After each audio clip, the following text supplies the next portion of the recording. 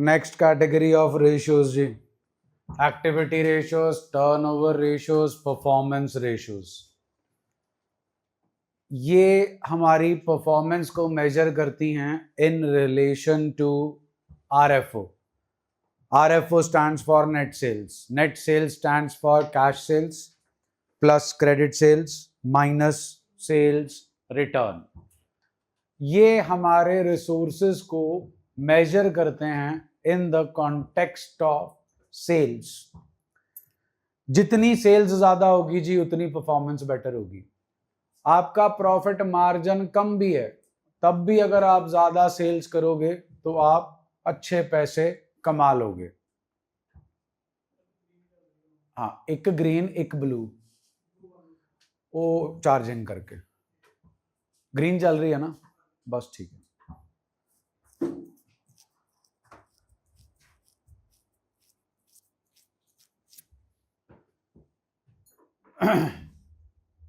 हमारी जो ये वाली रेशियोज हैं इनके न्यूमरेटर में हमेशा आपको मिलेगा आरएफओ या उससे कंसर्न्ड आइटम।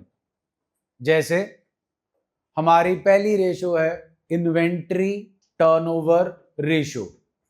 अब इन्वेंट्री वर्ड है, स्टैंड्स फॉर स्टॉक। स्टॉक से हमारा जो रिलेटेड आइटम है that is not sales. Stock से रिलेटेड आइटम है cost of RFO, because stock is always valued at cost price और market price whichever is less.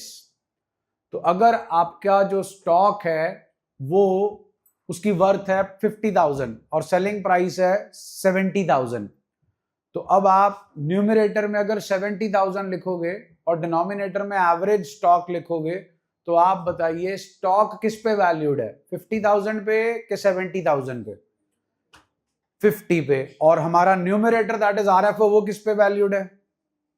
70,000। वो selling price पे और नीचे कॉस्ट प्राइस पे।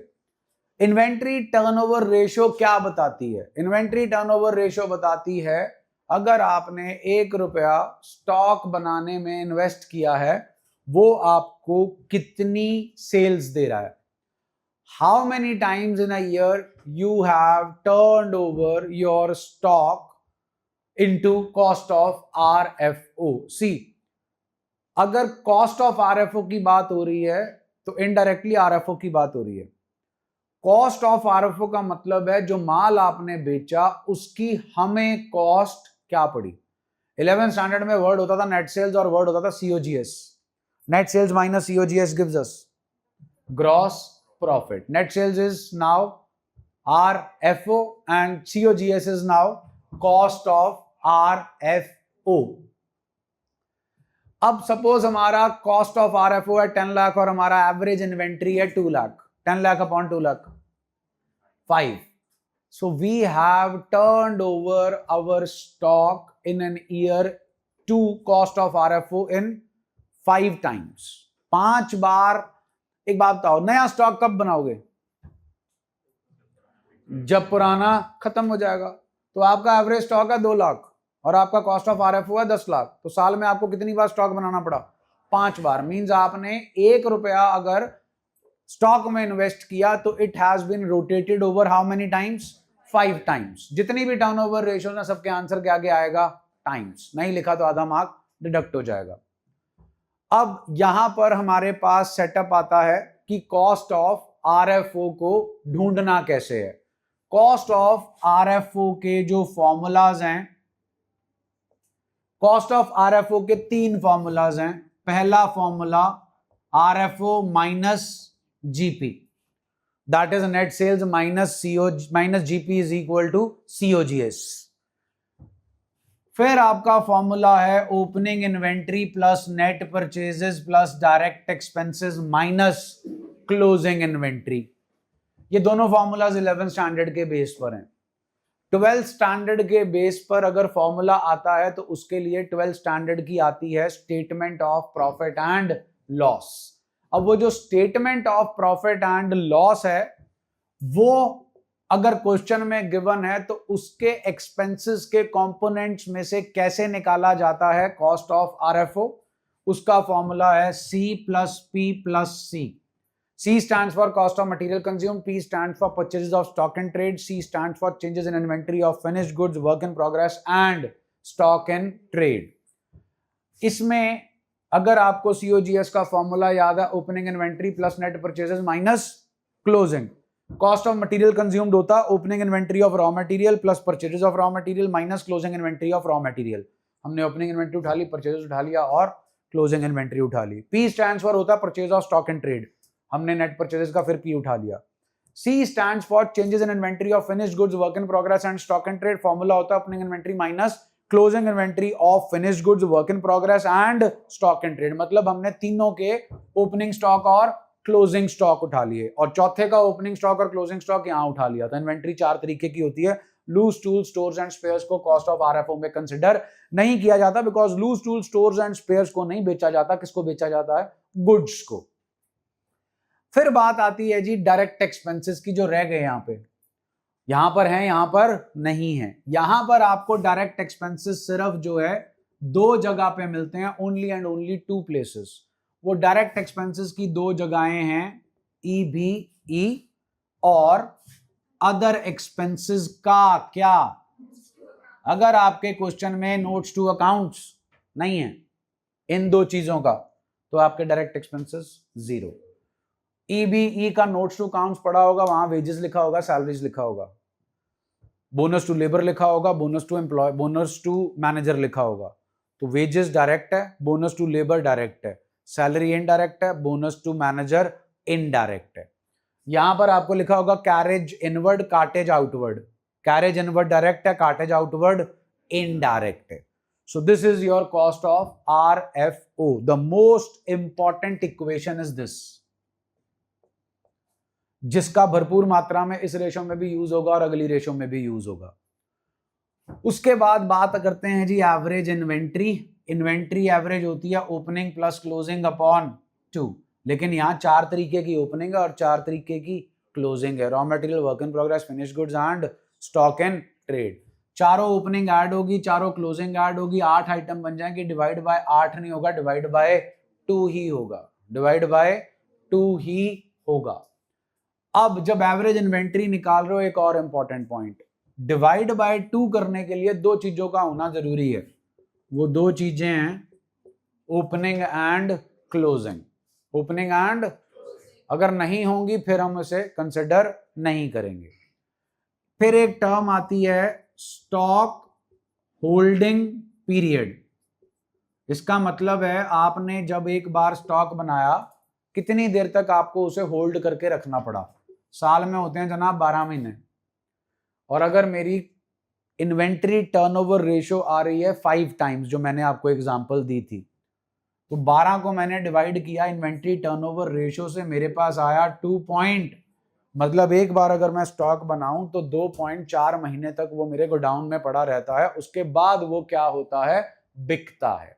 सो that is stock holding period या inventory holding period, जिसका formula number of days months week upon inventory turnover ratio.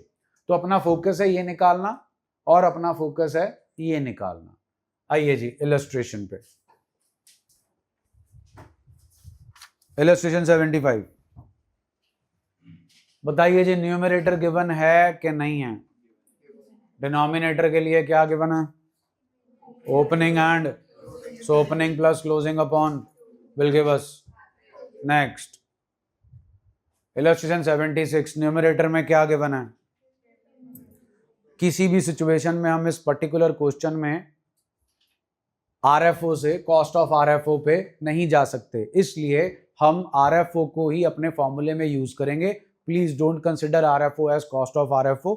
In your formula only you have to write RFO upon average inventory. Next illustration 77 जी. हाँ जी, average inventory के लिए समान given है, check कर लो. Opening inventory plus upon gives us average inventory. अब चाहिए कॉस्ट ऑफ RFO. उसके लिए फॉर्मूला लगाना पड़ेगा ये वाला, क्योंकि जीपी की कोई इंफॉर्मेशन गिवन नहीं है और RFO की भी कोई इंफॉर्मेशन, RFO तो गिवन है। अब हमें ये लगाना पड़ेगा जी, ओपनिंग इन्वेंट्री है, चेक करो, क्लोजिंग है, परचेजेस है, रिटर्न आउटवर्ड है, परचेजेस में से क्या होगा, डायरेक्ट एक्सपेंसेस हैं, कौन कौन से बताइए, और एक और खर्चा है carriage, that is rent paid is also done. हो गया जी, आ गया जी cost of RFO. Next please. अब क्या गिवन है जी, कॉस्ट ऑफ, ओके, और एवरेज इन्वेंट्री के लिए क्या चाहिए आपको, ओपनिंग एंड, कौन सी गिवन है, कौन सी गिवन नहीं है, cost of RFO please, opening inventory please, purchases please, 3 lakh.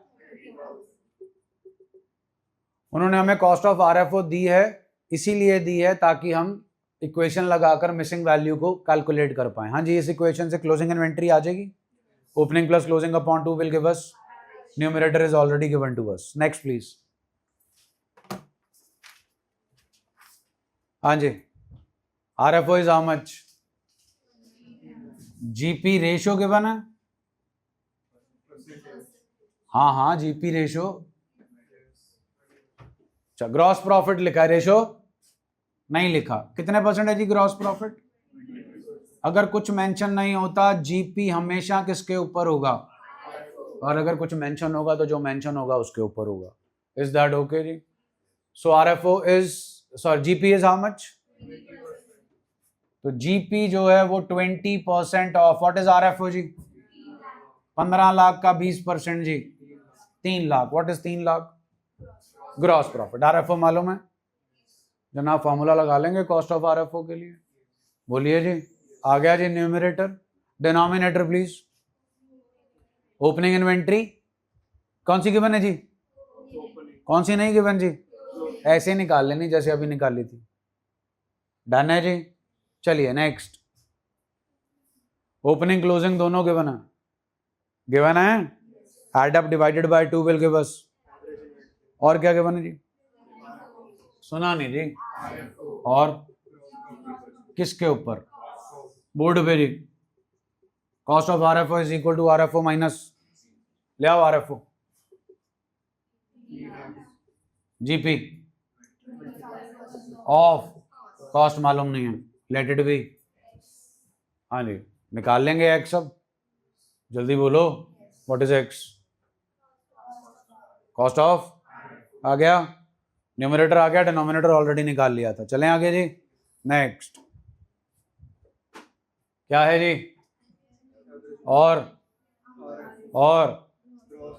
On, हाँ भाई बोर्ड पे माइनस जीपी है, जीपी की जगह अगर ग्रॉस लॉस आएगा तो क्या करूंगा, हाँ जी, आरएफओ गिवन है, बोलो, gross loss is how much, RFO के ऊपर 10% लगा दो जी, क्या हो जाएगा, कितना, प्लस कर दोगे आ जाएगा जी आपके पास कॉस्ट ऑफ आरएफओ। ये ग्रॉस प्रॉफिट रेशियो आएगी या ग्रॉस लॉस रेशियो आएगी, बोलो, सॉरी आईटीआर चाहिए आपको, कॉस्ट ऑफ आरएफओ आ गया, और उसके बाद जी एवरेज इन्वेंट्री हमें ऑलरेडी क्वेश्चन में गिवन है। नेक्स्ट ले आओ जी, ले आओ, पहली आइटम, दूसरी आइटम, टोटल सेल्स में से माइनस करोगे तो क्या आएगा, दैट इज आरएफओ, और क्या गिवन है, आरएफओ में से जीपी माइनस करोगे क्या आएगा, हाँ अगला क्या दे रखा है, उसके बाद क्या दे रखा है, लो जी, closing inventory minus is equal to, क्या गिवन है दोनों में से, कितनी, चलो डन है, आ जाएगी opening, opening plus closing upon 2 average दे देगा हमें। नेक्स्ट क्या है जी, पहली आइटम कैश रेवेन्यू फ्रॉम, दूसरी cash plus credit gives us RFO, GP कितना है, किसके ऊपर, ये जी cost of RFO, RFO minus GP cost के ऊपर है, आ जाएगा जी आपके पास कॉस्ट एक्स आ जाएगा, न्यूमरेटर आ गया जी। हाँ भाई, आगे क्या बोला, was 3 times what? फिर 10% ऑफ, निकाल लिया था जी कॉस्ट ऑफ आरएफओ, इंटू 10% करोगे कौन सी आ जाएगी, उसका 3 से मल्टीप्लाई करोगे कौन सी आ जाएगी, क्लोजिंग प्लस ओपनिंग अपॉन 2 करोगे कौन सी आ जाएगी। नेक्स्ट, हाँ जी, क्या है जी गिवन, कितना, हाँ, और आईटीआर निकालनी है कि कैलकुलेटेड है, कितनी है, 8, cost of RFO upon average, average comes out 280 upon 8, 8 3 24, 40, 8 5 35,000 आ गया एवरेज इन्वेंट्री। अब ओपनिंग और क्लोजिंग के बीच का रिलेशन गिवन होगा, कौन किस पे डिपेंडेंट है, ओपनिंग क्लोजिंग पे, लेट क्लोजिंग इन्वेंट्री भी ओपनिंग 1.5 टाइम्स, क्लोजिंग x है तो ओपनिंग जो है वो x प्लस, ध्यान से सुनना, it's not written inventory in the beginning is 1.5 times the inventory at the end, it is written inventory in the beginning is 1.5 times more than the inventory at the end, दोनों phrases में difference है। So what, how much is your opening inventory, 2.5x, closing inventory x, x plus 2.5x upon 2 is equal to 35,000 average inventory। I hope अब यहां से आप x निकाल लेंगे, x जब निकालेंगे वो आएगी कौन सी इन्वेंट्री, इंटू 2.5 कर देंगे तो कौन सी आ जाएगी, ओपनिंग। इलस्ट्रेशन 84 और 85 में सिर्फ एक चीज का फर्क है, इलस्ट्रेशन 84 में जीपी ना वो, हाँ जी, इलस्ट्रेशन, चलो 85 पे आओ, देखो जी आरएफओ कितना, 2 लाख 4 लाख, जीपी किसके ऊपर है, ये रहा सेटअप जी, ठीक है, यहां से क्या आ जाएगा, cost of RFO, cost of RFO आ गया जी। अब देखो जी ओपनिंग इन्वेंट्री क्या है, मोर देन, आखिरी चीज क्या दे रखी है, ध्यान से देखो ये क्या है, आईटीआर, कॉस्ट ऑफ आरएफओ ढूंढ लिया, यहां से क्या निकलेगा, फिर ओपनिंग और क्लोजिंग का क्या लगेगा, रिलेशन, वो रिलेशन क्या है चेक करो, किसको एक्स लोगे, किसको एक्स लोगे, opening x plus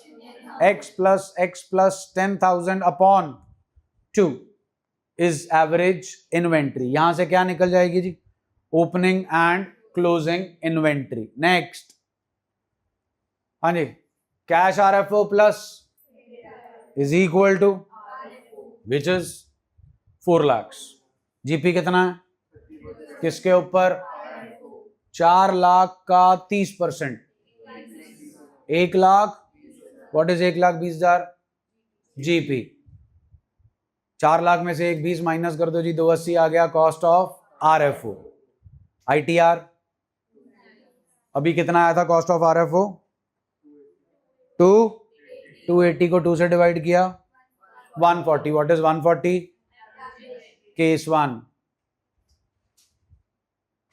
closing x, opening x upon 3, x plus x upon 3 upon 2 is equal to कितनी निकाली थी एवरेज, ध्यान देना जरा कि mathematically, x plus x upon 3 upon 2, पहले 2 उधर भेज दो, कितना हो गया 280, 280 प्लस 4x अपॉन 3 निपट जाएगा जी। अब next, opening inventory is what, opening x आ गई जी, क्लोजिंग आ गई x माइनस 4, सॉरी क्लोजिंग आ गई जी x minus x upon 4, that will be 3x upon 4, x plus 3x upon 4 upon 2 is equal to average. Next जी बोलो, opening inventory is of and is of RFO लाओ, 4 लाख का 30%, 1,20 आ गई closing, 1,20 का 75% जी, 90,000 आ गई ओपनिंग। चलिए नेक्स्ट। हाँ जी, ओपनिंग इन्वेंट्री जी 20,000, purchases closing is equal to cost of RFO 1,20, average inventory जी opening plus closing upon 2, 40,000, ITR 1,20 upon 40 gives us, बोलो जी ओके डन। अब आओ उस पे सेटअप पे। पहले में क्या हो रहा है जी, सेल ऑफ फॉर कॉस्ट, 16,000 का स्टॉक कम हो गया, यस और नो? हाँ भाई बोर्ड पे, ये 60,000 था क्लोजिंग स्टॉक, कम हो गया कितने से? तो 60 की जगह क्या रह जाएगा? 44। ये 44 माइनस होने वाली चीज है, माइनस होने वाली चीज बढ़ गई कि कम हो गई?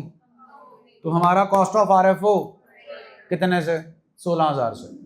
न्यूमरेटर बढ़ गया, न्यूमरेटर ये 16,000 से कम हो गया, तो मेरा एवरेज इन्वेंट्री भी कम हो जाएगा। डिनोमिनेटर कम हो गया, न्यूमरेटर बढ़ गया, रेशो बढ़ जाएगी। क्लियर है जी कहानी? Next, increase in the of by लो जी, ये बढ़ गया 60 की जगह 80, ये कम हो जाएगा। क्लियर? हाँ जी, ये बढ़ गया, ये भी, ये कम हो गया और ये रेशो। नेक्स्ट, ध्यान दो, गुड्स कितने? ये भी, ये प्लस 40,000, ये माइनस, नेट इफेक्ट ये बढ़ जाएगा, ये भी, denominator numerator as it is, ratio. Next, purchase ये कम हो जाएगा, ये भी कम हो जाएगा, दोनों कम हो गए, नेट इफेक्ट 0, नेट इफेक्ट इस पे, लेकिन ये कम हो जाएगा, एवरेज कम हो जाएगा, डिनोमिनेटर कम हो गया, रेशो। नेक्स्ट, एंट्री चाहिए, परचेजेस, परचेज रिटर्न में भी purchases, same explanation. Next, samples to purchases, again purchases कम हो गया, सेम एक्सप्लेनेशन जी। नेक्स्ट, हाँ जी, क्या गिवन है? कितनी है? क्लोजिंग इन्वेंट्री कितनी है? मतलब 1 लाख, बोलो 50,000 plus 1 lakh upon 2, what is 75,000? ITR given है, 75,000 into 4 gives us 3 lakhs, that is cost of RFO। कितने % प्रॉफिट है जी? किसका? ना, if goods are sold at a profit of 20% of, ठीक है जी, लो जी, कॉस्ट ऑफ RFO GP। अब कॉस्ट ऑफ RFO मालूम है, RFO मालूम नहीं है, let it be X and GP will be कितने % जी? कितने % जी? डन हो गया जी। मंजीत फोटो खींचना इसकी।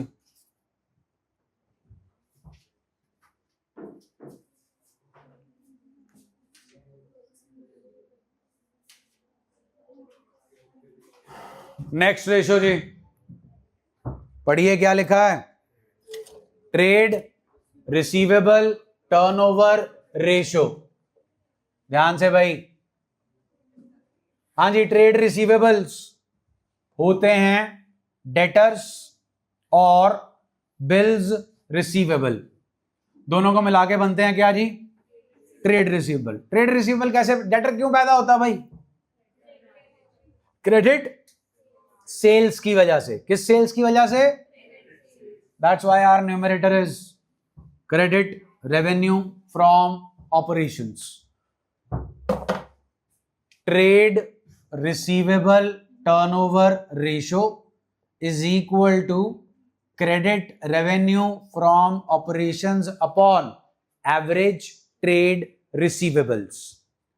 ध्यान से सुनिए, आरएफओ होता है cash RFO plus credit RFO. ये क्लियर है जी? जल्दी बोलो, डन है? पक्का? एक ये रिलेशन लगेगा अपना और एक पिछला, cost of RFO is equal to RFO minus GP. Done है जी? अब ये क्या है? एवरेज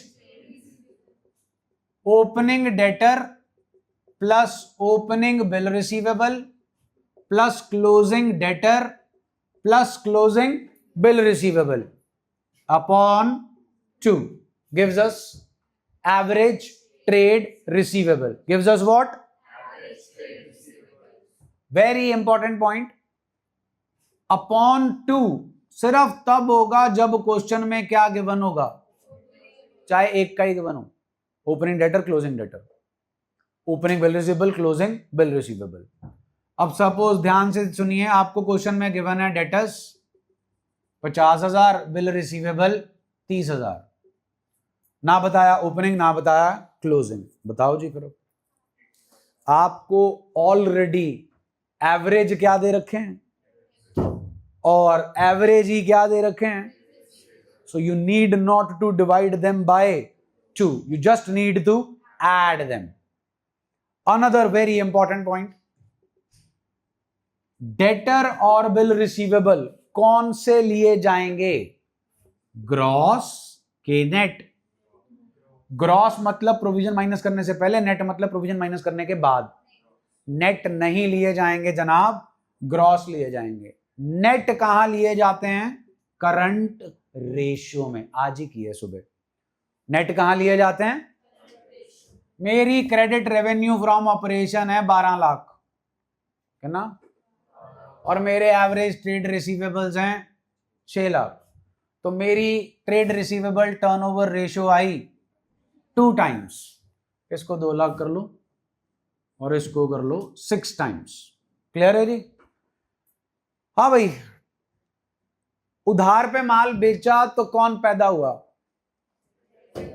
उस डेटर को दोबारा उधार पे माल कब बेचोगे, जब पिछले पैसे दे देगा। तो साल में आपने ये बेचने और दोबारा बेचने का सर्कल कितनी बार चलाया, 6 बार। मतलब आपने साल में 6 बार क्रेडिट सेल की। आप ही ने बोला दूसरी बार क्रेडिट सेल तब होगी जब पिछली बार के क्या मिल जाएंगे, पैसे। तो अगर मैं आपसे पूछूं कि हमें पैसे कितनी देर बाद मिल रहे हैं, साल में महीने कितने होते हैं, आपकी ट्रेड रिसीवेबल टर्नओवर रेशियो क्या है, तो हर 2 महीने में आपको क्या मिल रहा है, पैसा।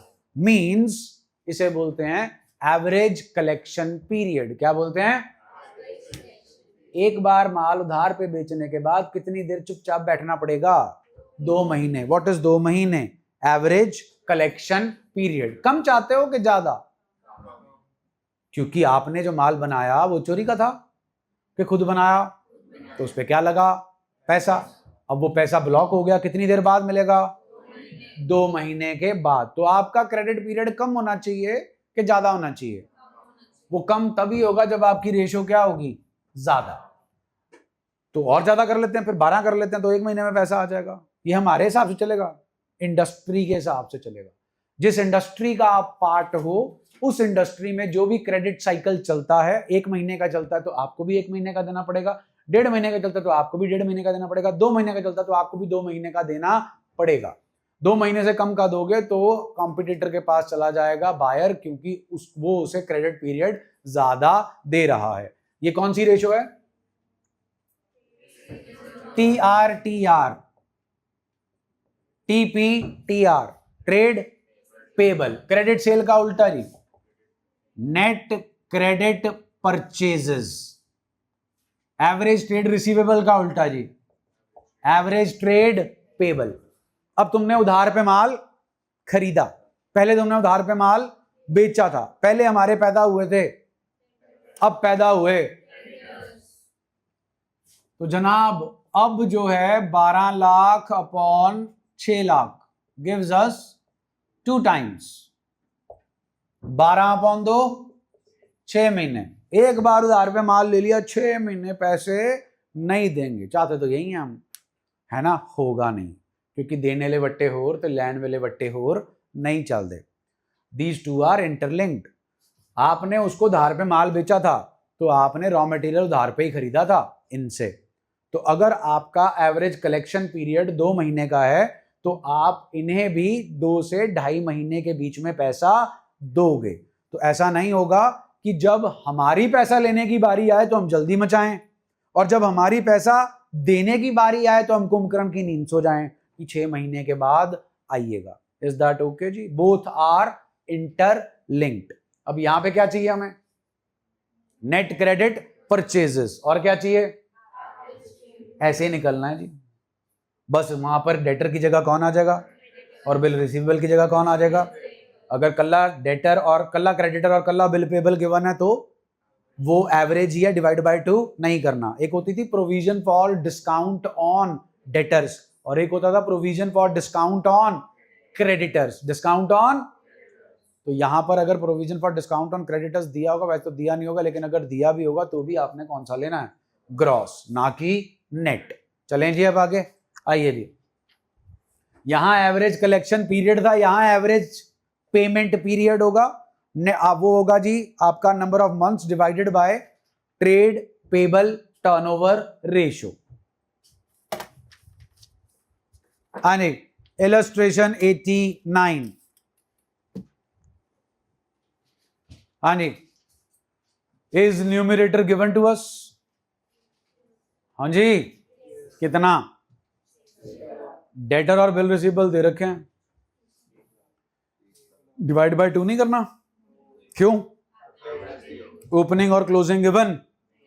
नेक्स्ट, केडी सेल गिवन है, टोटल नेट सेल्स में से क्या माइनस होगा?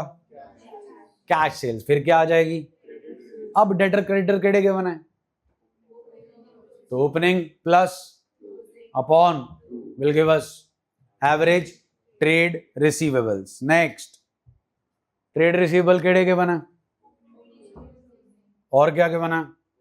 जान के दे रखी है। आप क्या कर दोगे इसमें से? माइनस नहीं करना, क्योंकि कौन से लेने हैं हमें? ग्रॉस। क्यों लेने हैं ग्रॉस? इस रेशियो का पर्पस क्या है? यह पता लगाना कितने पैसे मिल रहे हैं, कि यह पता लगाना कब मिल रहे हैं। तो फिर पूरे ही मिलेंगे ना जी आपको। अब ये बताओ, ऊपर आपने क्रेडिट सेल पूरी ली थी, बोलो क्रेडिट सेल से ही कौन पैदा हुआ? डेटर। तो वो पूरा लोगे कि प्रोविजन माइनस करके लोगे?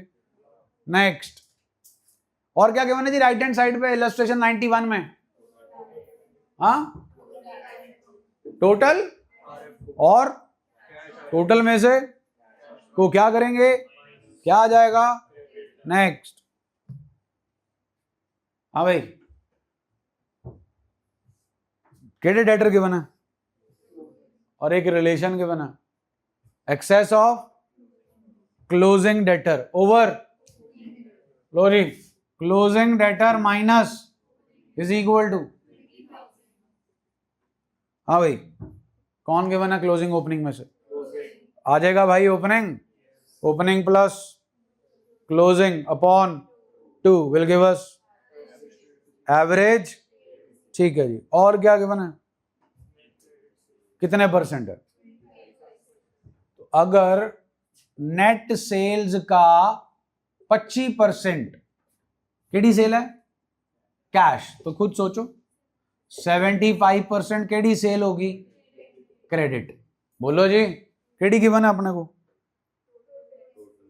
Total net cell. तो नेट सेल्स का कितने परसेंट निकाल लो, न्यूमरेटर आ जाएगा जी आपका। नेक्स्ट, हाँ भाई, क्या गिवन है? Cost of RFO. भाई पहले बताया था, एक ये रिलेशन यूज होगा, एक ये जो पिछली रेशो में यूज किया है। हाँ जी बोलो, अब क्या गिवन है? कॉस्ट ऑफ RFO और GP किसके ऊपर, तो कॉस्ट ही गिवन है आपको, उसके ऊपर GP आ जाएगा। अब इस इक्वेशन से RFO निकाल लोगे, इस इक्वेशन से RFO निकाल लोगे, चलो आ गई RFO जी। अब तीसरी इंफॉर्मेशन क्या है, कितने परसेंट है ऑफ, अगर टोटल सेल्स का 20% कैश सेल है तो बचा कितना, वो क्या होगा, सुना नहीं, सेल्स टोटल है हमारे पास इंटू 80% करेंगे, क्रेडिट सेल्स आ जाएगी। और क्या गिवन है जी, opening plus upon gives us average. Next please, how much is cash RFO, okay, what's cost of RFO, GP ऑफ बोर्ड पे, ये गिवन है, ये गिवन है, RFO X ले लेंगे, GP ऑफ, इक्वेशन से RFO आ जाएगा, इक्वेशन से RFO आ जाएगा। First piece of info, how much is cash RFO of, credit RFO को ले लिया जी Y, और कैश RFO आएगा 1/3 of Y, means Y upon 3। बोलो, क्योंकि X ले चुके थे ना आप RFO को यहाँ पे, तो X थोड़ी लेते जाओगे, इधर X आ गया, इधर क्या आ गया Y। कितना है जी टोटल RFO जो अपन ने निकाला, निकाल लेंगे ना जी यहां से RFO, उसी RFO को यहां पुटअप करोगे तो Y की वैल्यू आ जाएगी, what is Y, credit RFO, numerator आ गया जी अपना। आगे गिवन क्या है, trade receivable, trade receivable turnover ratio is credit RFO upon average trade receivable, कितनी है ये 3, यहां से निकल जाएगा ना जी हमारे पास क्रेडिट RFO, वो यहां आ जाएगा, ATR उधर चला जाएगा, ये 3 से डिवाइड हो जाएगा, तो हमारे पास एवरेज क्या आ जाएंगे, जैसे अपन पिछली इलस्ट्रेशन में ओपनिंग इन्वेंट्री और क्लोजिंग इन्वेंट्री निकाली थी, वैसे ही यहां पे निकालने हैं ओपनिंग ट्रेड रिसीवेबल और उसका रिलेशन गिवन है जी आपको, trade receivable at the end were that of in the beginning Z and closing 3Z। More word नहीं है, प्लीज चेक कर लो, trade receivables at the end were 3 times more than that of the beginning के 3 times, तो opening आ गए जी आपके Z और closing आ गए 3Z, Z plus 3Z, 4Z upon 2 is equal to average trade receivables. Next please, सारा कुछ same है जी। 94th illustration में GP किसके ऊपर था, 95th इलस्ट्रेशन GP किसके ऊपर है, चलिए जी नेक्स्ट, केडी रेशियो आ गई जी, मैंने करा दिया जी trade payable turnover ratio net credit purchases upon average trade payable. आओ फटाफट इलस्ट्रेशन पे, इलस्ट्रेशन 96, केडी परचेजेस गिवन है, और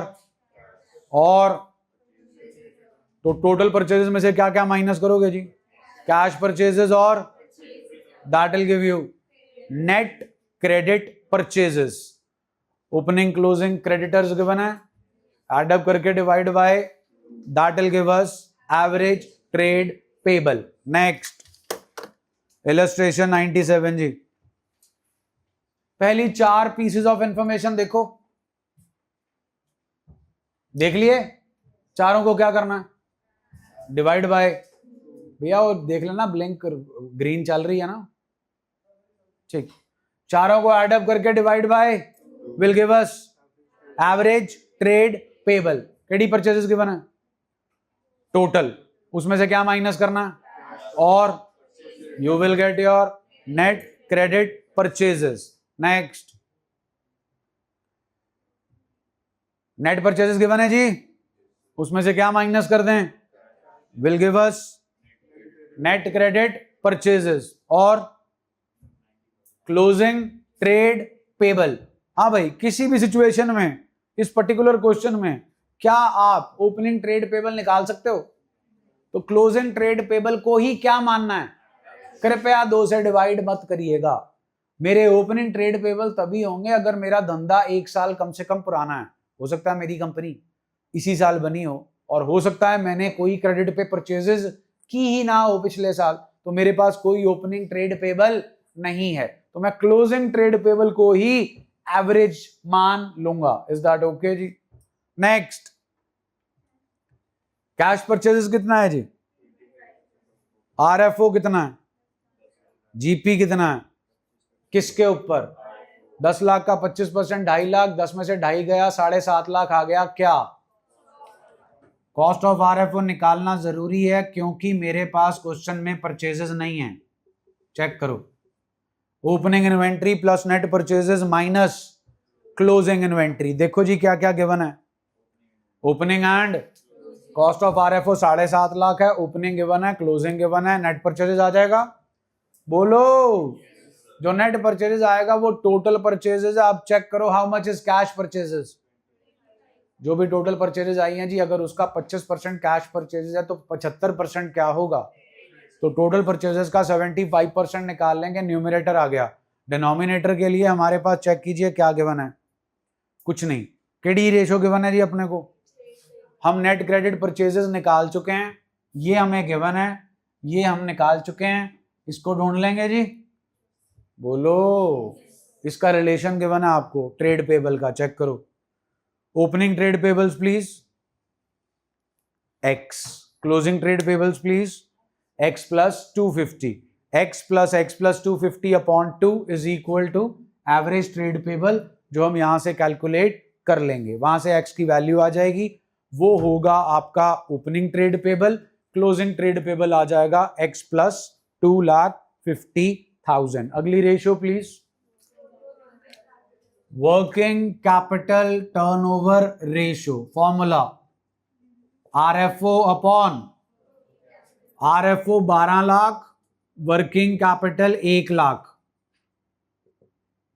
आंसर आया 12 टाइम्स। 1 रुपए की एक रुपया वर्किंग कैपिटल में इन्वेस्ट करके हमें 12 रुपए की क्या मिल रही है? Sale. It means we are efficiently managing our business. What is working capital? Capital required to perform day-to-day activities of the business. तो working capital turnover ratio बताती है कि how efficiently या how many times a working capital is rotated in relation to sales over a year, which is a better indicator of the performance. Inventory turnover ratio के working capital turnover ratio। Inventory turnover ratio कहती है जी आपने stock बना लिया तो सुनिश्चित हो गया कि आपका स्टॉक बिक जाएगा। ऐसा होता है? जल्दी बोलो। सिर्फ स्टॉक बना लेना isn't a guarantee of sale. It's how efficiently you manage your day to day operation that brings in more sales. It's a better indicator because it doesn't consider only stock as a factor responsible for sale, because current working capital stands for current assets minus सारे current assets responsible हैं to achieve the sales। Working capital का formula आपको आता है। एक formula अगर याद हो, हम डेट इक्विटी कर रहे थे, वहां मैंने तुम्हें बताया था कि कैपिटल एम्प्लॉयड होता है non current assets plus working capital. अगर मेरे को क्वेश्चन में नॉन करंट एसेट्स और कैपिटल एम्प्लॉयड गिवन है तो मैं वर्किंग कैपिटल ढूंढ लूंगा। वर्किंग कैपिटल रेशियो का formula RFO upon working capital. लेकिन किसी सिचुएशन में अगर मेरे को आरएफओ नहीं मिल पा रही है और क्वेश्चन में सिर्फ गिवन है क्या? कॉस्ट ऑफ आरएफओ, तो मैं उसी से काम चलाऊंगा और कॉस्ट ऑफ आरएफओ को ही अपने फॉर्मूला में लिखूंगा। फिर एक इलस्ट्रेशन आएगी जहां पर अपने क्वेश्चन में दोनों प्रेजेंट होगा। आपकी किताब वाले कॉस्ट ऑफ आरएफओ लेके चल रहे हैं, हमें कॉस्ट ऑफ आरएफओ लेके नहीं चलना। हमें क्या लेके चलना? आरएफओ। ये रेशियो भी ज्यादा होगी तो ज्यादा बेटर है, लेकिन अगर ये रेशियो बहुत ज्यादा होगी तो फिर सेल्स के मैग्नीट्यूड में हमारे पास वर्किंग कैपिटल बहुत कम है, which is the sign of over trading. Excess of everything is bad. And illustration 100, please. Working capital, current assets gives us working capital. हाँ जी, RFO गिवन है, सेल्स रिटर्न माइनस करनी है RFO में से, क्या already subtracted होता है? तो बस जी फिर सीधा RFO upon RFO upon working capital. 101 जी, अब क्या ले सकते हैं जी हम, सिर्फ upon next cost of RFO given है, जीपी किसके ऊपर है, सेल्स को एक्स ले लेंगे जी। फिर अब तो इक्वेशन समझ में आ गई जी। यहां से क्या आ जाएगा, RFO upon next how much is GP, किसके ऊपर, जीपी है कितना, 4 लाख है जीपी जी, और जीपी है 20% ऑफ व्हाट, 1/5 20 लाख आ गया जी। What is 20 lakh, cost of, and how much is GP, 20 + 4 what is 24 lakh, upon क्या चाहिए जी, करंट लायबिलिटी कितनी है, किसका, करंट एसेट्स कितने हैं, 12 लाख का 50%, 12 - 6, नेक्स्ट आरएफओ कितना है जी, और क्या क्या गिवन है, और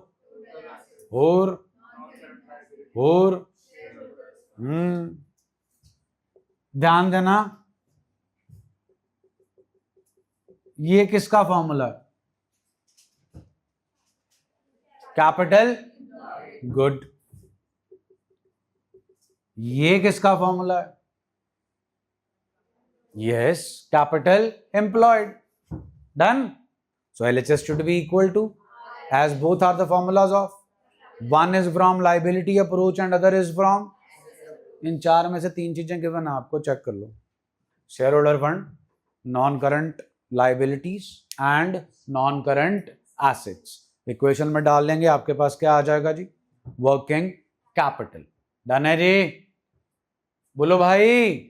नेक्स्ट प्लीज, केडी रेशो है, फॉर्मूला जी RFO upon no net fixed assets. Net fixed assets का मतलब डेप्रिसिएशन माइनस करने के बाद, आपकी सेल है 50 लाख और आपके फिक्स्ड एसेट्स हैं 20 लाख, तो 20 लाख रुपया आपने फिक्स्ड एसेट्स में इन्वेस्ट किया, और उस इन्वेस्टमेंट से आपको 1 साल में 50 लाख की क्या हो रही है, सेल। क्या हो रही है, प्रॉफिट नहीं, सेल। सेल गुड्स की करोगे, गुड्स कहां से बनाओगे, फिक्स्ड एसेट से, तो कम होनी चाहिए ये रेशो के ज्यादा। जल्दी बोलो, बिल्कुल। अरे यार, जहां पर आपका न्यूमरेटर में आरएफओ आ गया, मतलब सेल आ गई, तो वो सेल हमेशा क्या होनी चाहिए, और जिस फैक्टर की वजह से आ रही है वो फैक्टर हमेशा क्या होना चाहिए, कम। मतलब वो कम चीज भी हमें ज्यादा क्या दे रही है, सेल। क्लियर है जी, आओ जी। हाँ जी, फिक्स्ड एसेट्स केड़े दे रखे हैं, एट, तो फिर कॉस्ट में से क्या माइनस करो, बिल के बस आरएफओ ऊपर आ जाएगा जी, नीचे नेट फिक्स्ड एसेट्स। नेक्स्ट जी, बोलो जी बोलो। और ओके, और कॉस्ट ऑफ आरएफओ और ग्रॉस प्रॉफिट क्या देंगे, सुना नहीं, पक्का। पहला आइटम क्या है क्वेश्चन का, बोर्ड पे देखना क्या लिखा, और क्या लिखा, gives us, do we know this, do we know this, do we know capital employed, बोलो।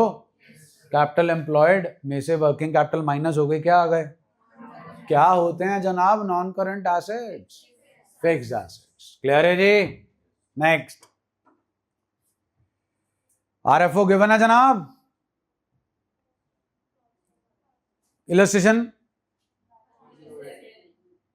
वो तो अच्छा 10, ओके सेम है जी, सिर्फ जीपी कैलकुलेट करना है, वहां जीपी कैलकुलेटेड था, इलस्ट्रेशन 108।